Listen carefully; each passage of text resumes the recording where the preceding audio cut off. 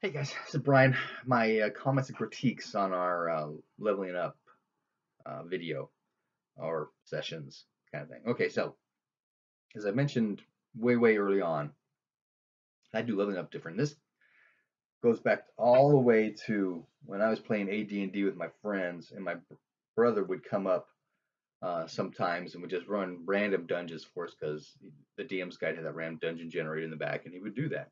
And so we wanted to play, so it doesn't matter what we're doing. Um, and we ran into a beholder, and I remember one of my players, his name was Jonathan. He was a half elf cleric something, um, and there had to be another cleric there somewhere. Well, anyway, we ran into this beholder. He ends up doing a death ray on Jonathan. He misses his save, so he's dead.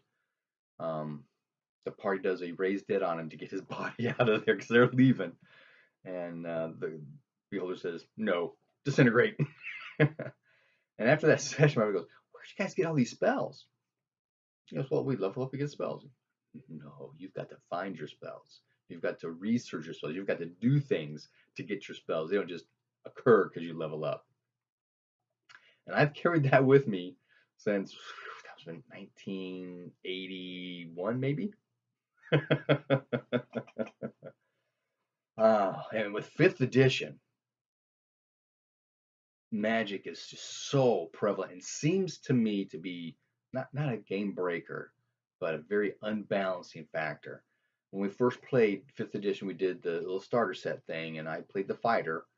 Um, and one of the PCs was a previous player enrolled. His own character came in and was a bard or something.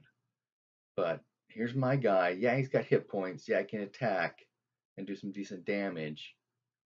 But that's against one person. And in comes these guys that've got magic that affect all kinds of people and do all kinds of stuff. And I felt really useless as a player. I felt, useless against, this magic. I don't have magic. I can't affect the world like these other guys who have even some magic. These these half level casters kind of thing. Paladins and stuff. And so as I've been running my game, that is one thing I have been keeping kind of tight on is the magic. So when my guys level, there's certain things that happen automatically because there's things that are progressing as you're leveling up. Hit points. You're getting better at doing your dodging and that kind of stuff, so your hit points go up automatically. Spell slots, your ability to cast is slowly increasing as your capacity to cast gets better, right? So your spell slots will go up. Your ability to cast higher levels, more complex stuff, because you're more familiar with it, goes up. So the level of spells you can cast go up. You just get free spells. Now, in the rules for 5th edition, they do talk about how you've got something from when you first become, a wizard or a druid or a priest or some kind of connection to your order that allows you to do research while you're leveling up, while you're gaining experience. You're doing your own research, you're researching. But that just puts way too much magic out there, in my opinion. So find a spell scroll, find somebody's spell book, go find a teacher. There are magic users out there, and you pay them. That's where this whole 10-day thing comes in. And there is a rule in 5th edition about you spend a 10-day to level up. Yeah, right. Well, anyway, you can spend a 10-day to learn something when you're leveling up. And I don't want to be too harsh. I could put it a 10-day for every thing that you're learning, but I did a 10-day for every level of stuff you do. So that's how I've been treating it. So in order for the paladin and the druid, divine magics to learn I call them rituals, not really, sacraments maybe is another word, a catechism kind of deal, things you need to learn in order to invoke this effect from nature or from your deity, right? So that's how I've been dealing with it. Now with Lady Jovashai being a warlock, she needs to contact her patron and convince him to help her out, teach her something new. If she wanted to change something, because warlocks, every time they level up, they can change everything. But if she wants to change something, she needs to convince him, hey, I'd rather have this instead of that. This is why, that kind of stuff. But she's got, 20 charisma at this point, so it's fairly easy to do some convincing. Um, and so she really hasn't had issues with the spells. And then where it is you're getting spells from affects what's available there, right? Like I mentioned in the other video, the druid had to go to the Sword Mountains in order to get heat metal, because the moon druids, where he went to first, they don't deal with that kind of stuff. So there's some judgment call on my part on what's really available and what's not. We ran into that with Summit Hall as well. He wanted a certain spelling. These guys are going to know that one, that kind of stuff.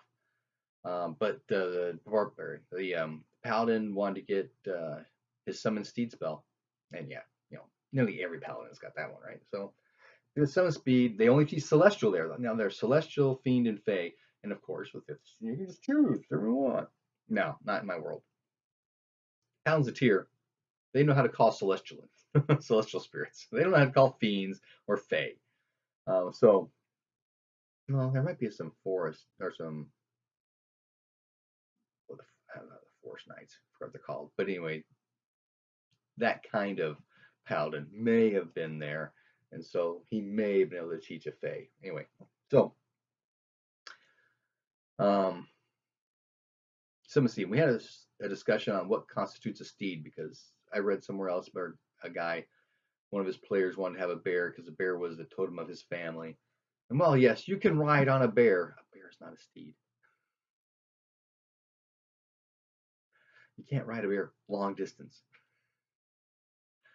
It has to do with leg length for one thing, right?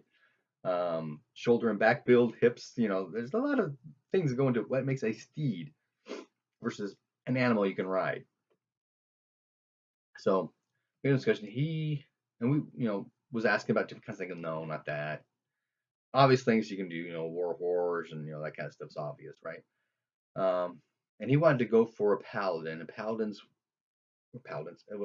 Pegasus, and I won't say Pegasus are celestial, so I didn't have an issue with that issue.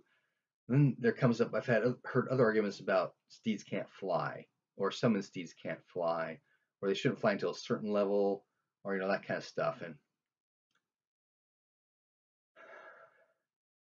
a flying steed can unbalance a party, sure it can. Does a Pegasus have to fly everywhere? No, it doesn't. It folds its wings up and trots along.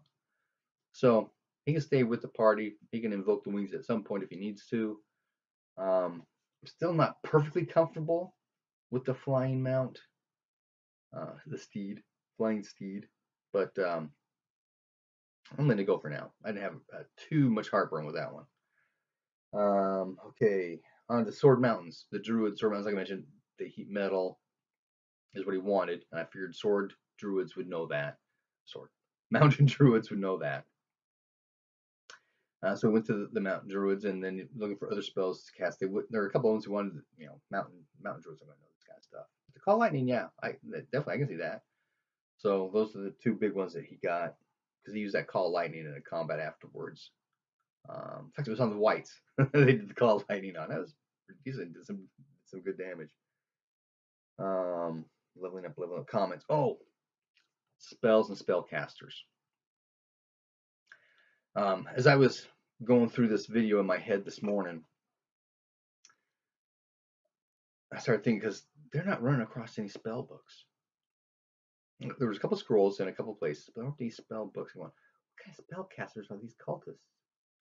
And nearly all of them are sorcerers, which means coming from inside, which means tied to this elemental thing, which makes perfect sense to me. I've got no issue with that at all. There's a bard in there, and there's a warlock in there, and there's a druid as well. A couple of individuals who, there's an entire group of water cultists that are warlocks rather than sorcerers. So to answer my question for the cultists get their magic naturally from their elemental, because I was kind of thinking maybe they might be warlocks, with the way things are going, this whole elemental evil and the primals and stuff going on, and how all that's set up. That maybe they were warlocks, but they're not. They're all sorcerers. There you go. They don't have spell books. It comes from inside. Oh, and the comment quick about the bandit camps in, it wasn't Sword Mountains. It should have been the Crypt Garden Forest. And of course, you know, in the front of the book they talk about areas, but then there's stuff later on too if you can find it. Try and tie it all together. But I remember coming across somewhere when I was prepping up for this one about there being bandit camps in there, and them knowing stuff about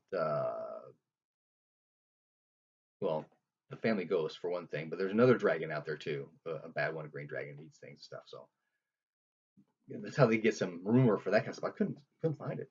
Went back through and they were actually there. A little frustration. I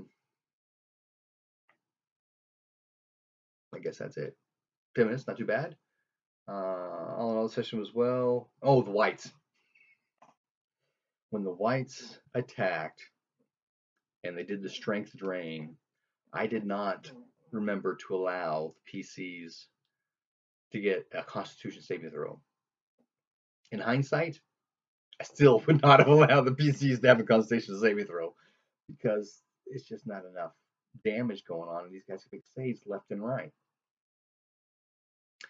But as I thought about it, these whites should have just done 2 sword attacks until they knocked him unconscious, and then drag him off and do the strength drain, you know, afterwards. Kind of that would be the mentality I think the whites would have from now on: is knock him unconscious, stabilize him if you need to, drag him off to your lair, so you can suck down their total hit points, you know, at your leisure. Not in combat. Never again. Good game, guys.